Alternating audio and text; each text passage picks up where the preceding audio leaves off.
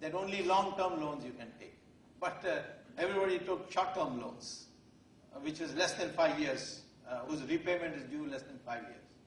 And industrial boom came. In fact, during Rajiv Gandhi's time, our industrial sector was growing at 14% and all that. It was a tremendous, all new machines came and the spare parts came, the whole industry got refurbished, and so industrial growth rate picked up. But then at the end of 5 years, and unfortunately it coincided with when I became minister, all these became due for payment.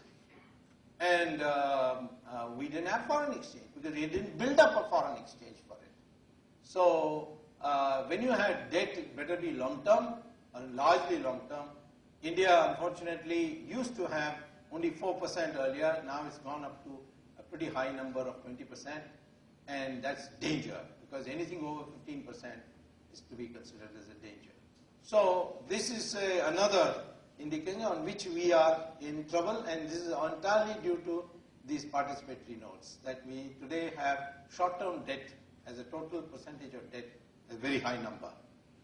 Then there is something called debt servicing as a percentage of GDP.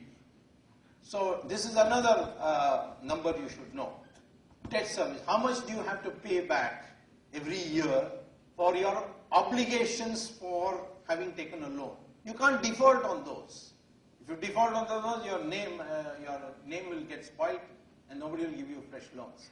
So that percentage is about 16% for India. It is below the 20% cutoff point, which is held as danger for our forthcoming crisis. Non-performing loans. Now, non-performing loans, incidentally, all these numbers are very similar to China. But on non-performing loans, India was pretty high at one stage, something like 20–25%. Till I went and filed a public interest litigation in the Supreme Court against the Indian bank, because the Indian bank chairman thought that bank belonged to him and not to the government. So, and he was a complete congressman. So anybody wrote, one or two key congressmen like Mr. G.K. Moopanar and Chidambaram, etc., they would write on a piece of paper, give this man a loan, and he will come with that chit and give it.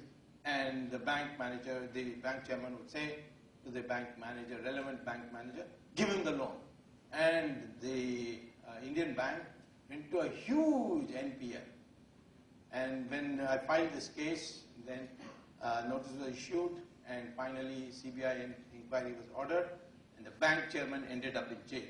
I wanted Chidambaram in jail, but no judge was ready to do that.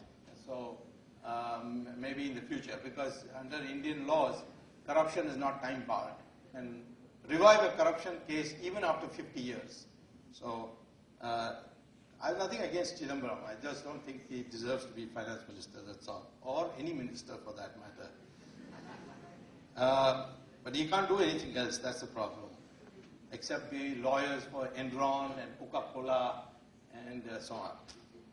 Anyway, this is after that case, a strict crackdown came, and so many people were caught and so on. So many people went to jail, and after that, there's a lady who came in as chairman of some Ranjana something, isn't it? And she did a lot of cleanup job. And today, Indian Bank is having a non-NPL of only 2%. That is non-performing loans. That is loans which have not been, whose interest rates have not been paid for more than 4 months. Indian Bank and most Indian banks today are doing very well as far as NPL is concerned. But China, the NPL is running at 50%. And the banks have eaten all their capital. So every year, there's a huge transfer from the state budget to the banks. And China cannot close down these banks, because if you close down these banks, then what will happen is that they will not be able to give those loans.